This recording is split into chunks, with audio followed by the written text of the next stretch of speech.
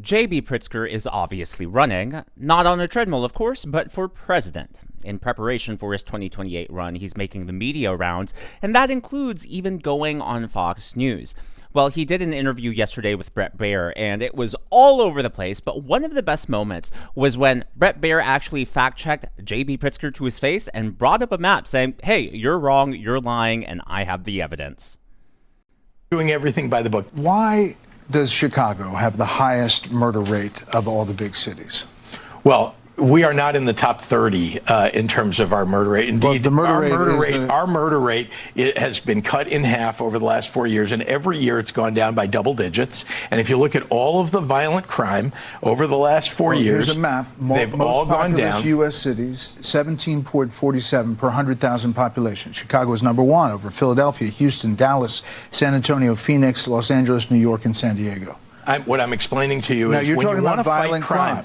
Look, you can pull statistics up. No, I can these are too. murders. I'm explaining to you that our murder rate has been cut in half. And very importantly, Bret, and you got to hear this, very importantly, we've been doing the things that are necessary to bring crime down, right? We've invested in community violence interruption. We've invested in police.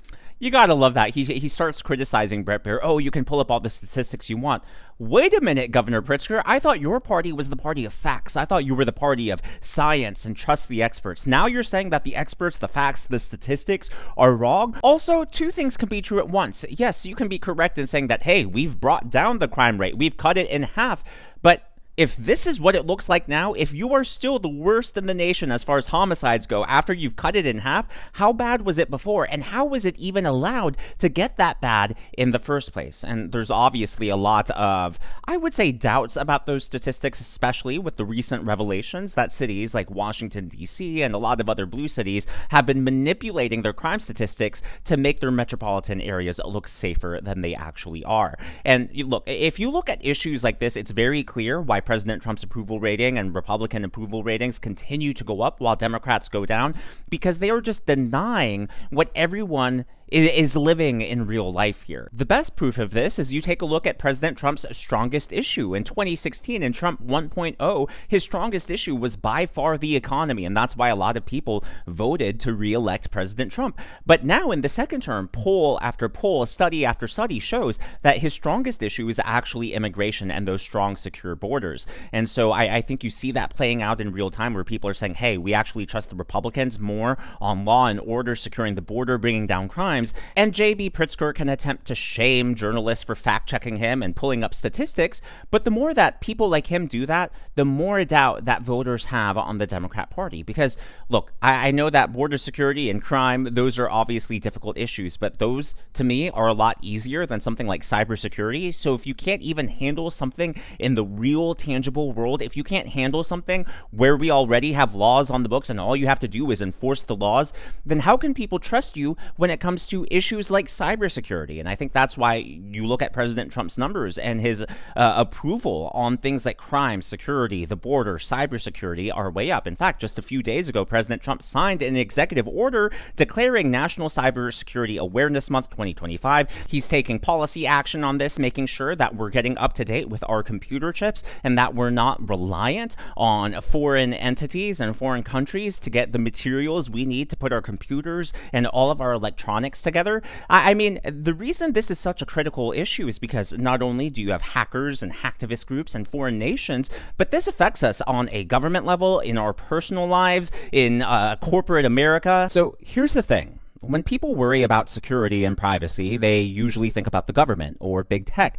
But oftentimes, it's the players you've never even heard of that get you. I didn't realize how much of my personal info was out there until I started getting these weird targeted text messages.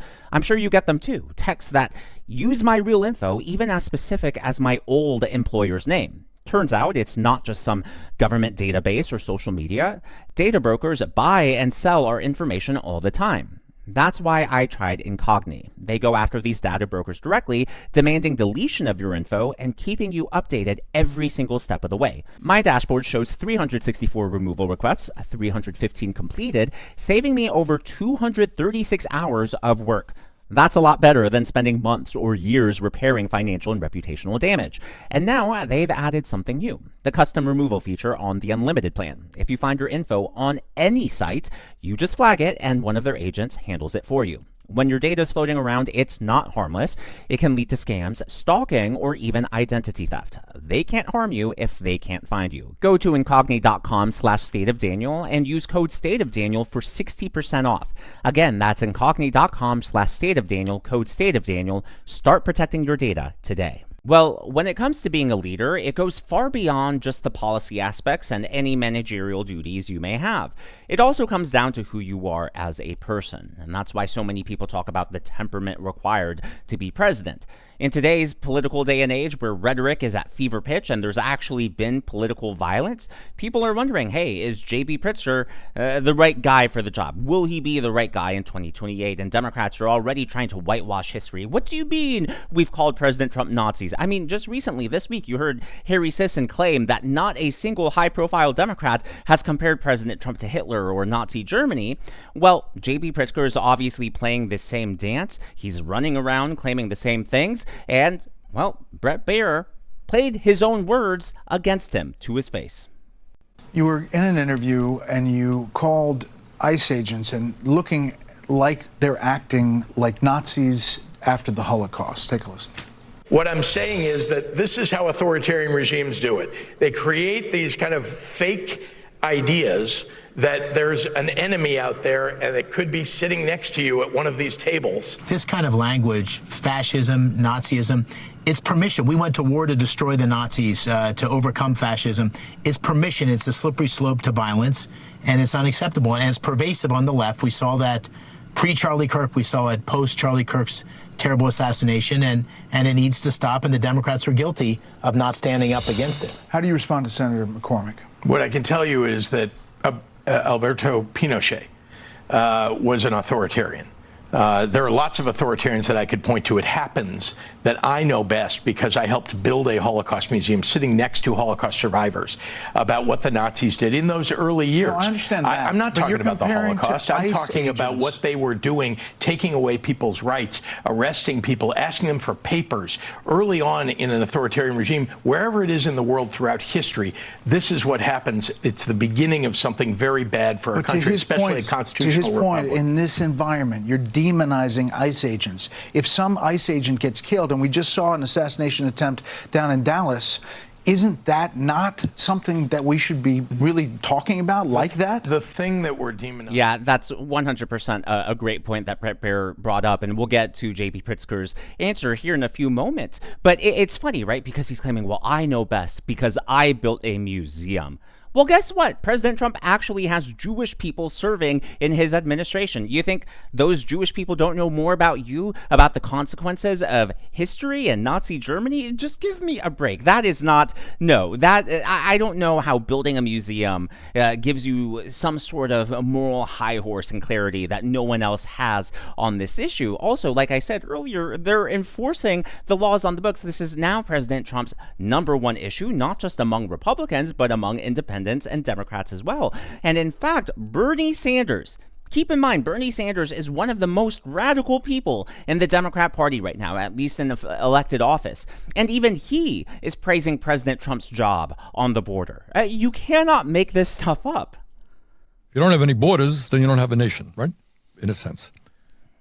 So has historically the United States done well under Democrats and Republicans in protecting the border? The answer is no. Trump did a better job. I don't like Trump, but we should have a secure border. And it ain't that hard to do. Biden didn't do it. Those before him did not do it. We should have a secure border, period.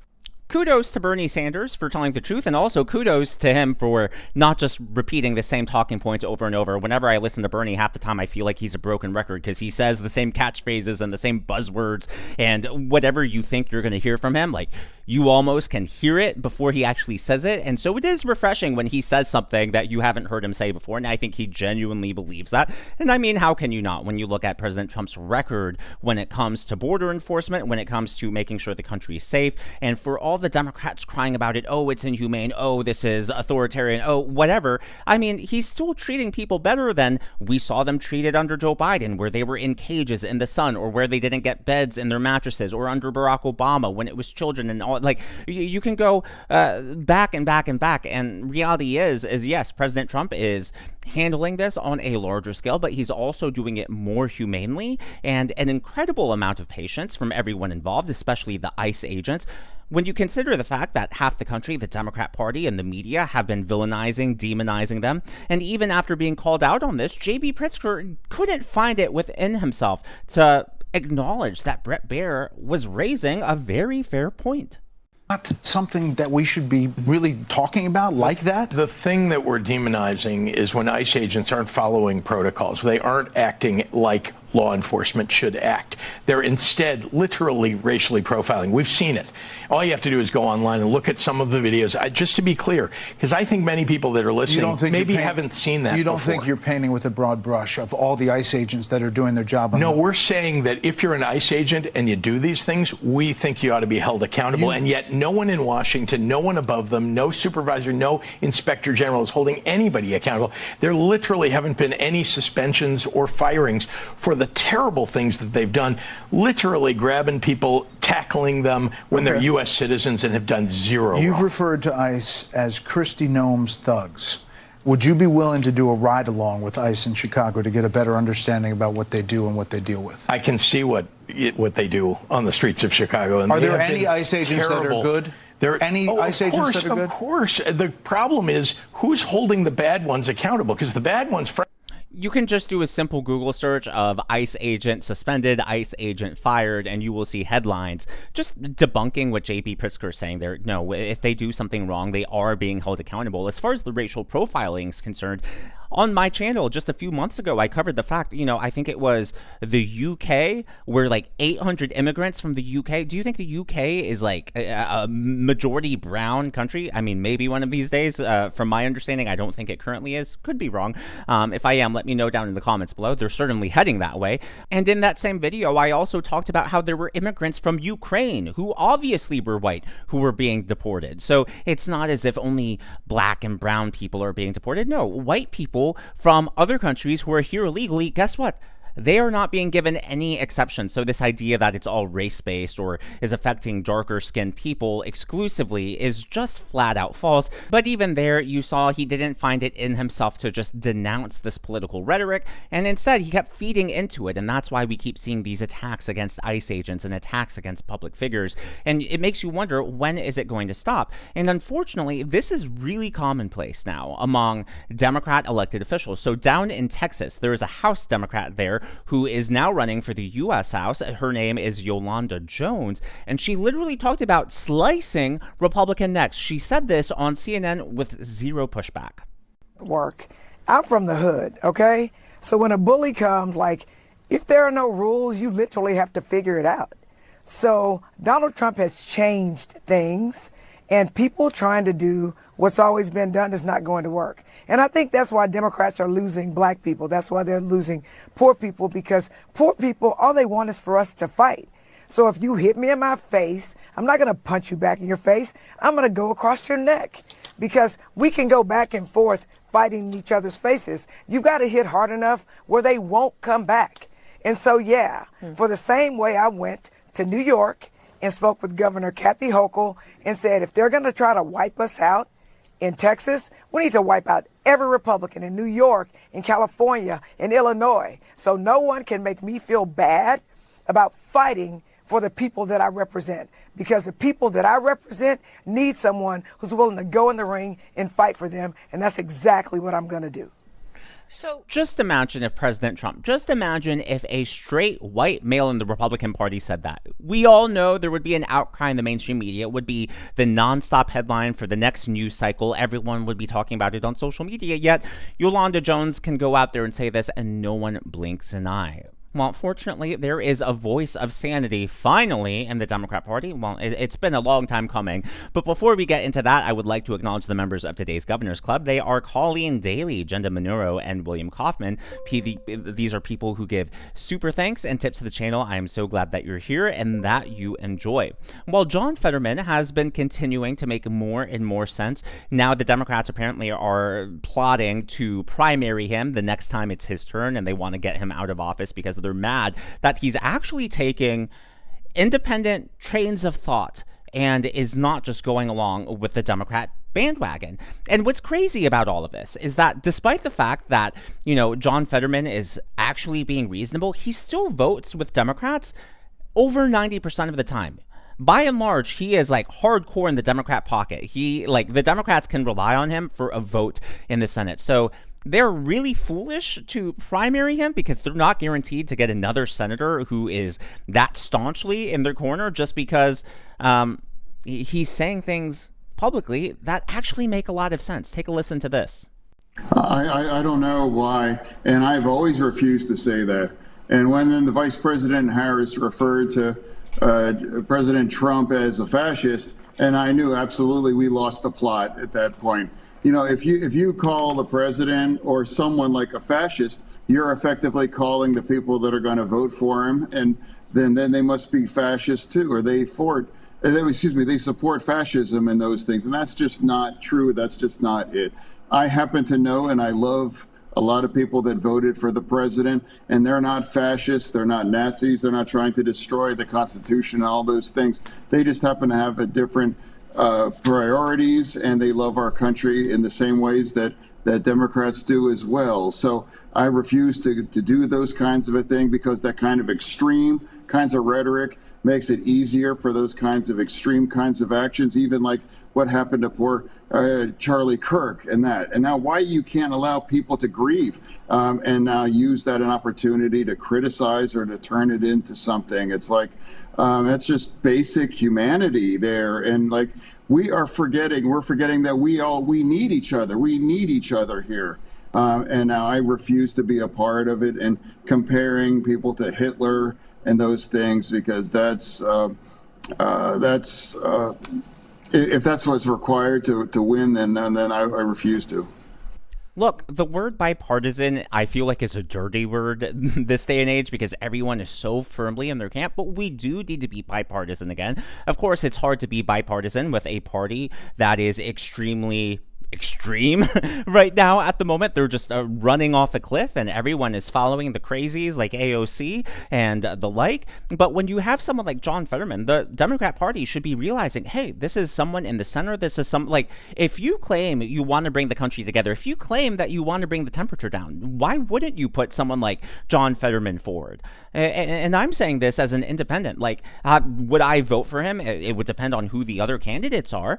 I'm not saying that I would. I would have to know who's running on the Republican ticket or if there are any independent candidates running as well. But I wouldn't be immediately opposed to it, despite the fact that his voting record is something I disagree with. And yet the Democrat Party, they want to cancel him. They want to primary him because he's not radical enough for the rest of him. It really shows you that the Democrat Party is doubling down on dumb. They have not learned their lesson from 2024. And instead, they've actually learned all the wrong lessons and are running towards those wrong lessons. And JB Pritzker, he is in that wrong camp. He is in the wrong tent. And the best example of this was obviously in Virginia. A lot of people have been talking about the J. Jones text, and Bret Baier brought that up.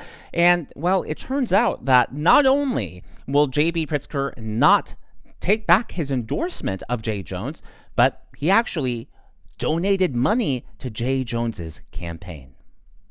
Should the Virginia Attorney General nominee, J. Jones, drop out of the race over those texts that have been the focus of this race? Yeah, I think that the text that I think everybody points to, he's apologized about that. People make mistakes. They do. So he shouldn't drop out. It's one thing if someone's doing it repeatedly, right? If you're making comments repeatedly that are, like that no doubt that was an offensive thing to write. You've donated $20,000 to J. Jones' campaign. Yeah, and he wasn't regretful about it at all, which is really sad. As always, all of that is just my analysis and commentary. That's what's happening in the world of politics from my point of view, and I would love to hear from you. So what do you think? Do you think JB Pritzker is going to run in 2028? For me, I think it's a slam dunk he's running. Obviously not a slam dunk that he'll win the Democrat nomination. I think he's less likely to get it than, say, Gavin Newsom. But hey, I cannot wait for them to start throwing jabs at each other. I think it'll be really entertaining, and I think there will be a lot of great news stories to come. Let me know your thoughts. Do you think he's running, or do you think he's just out there wanting attention for himself? Maybe to distract from his, what was it, blackjack winnings? Okay, yeah, whatever. If you haven't already, please be sure to give me a thumbs up. I know it's a simple thing to ask for, but it really does help me reach more viewers like you in the algorithm. Be sure to smash that subscribe button and to check out one of these videos.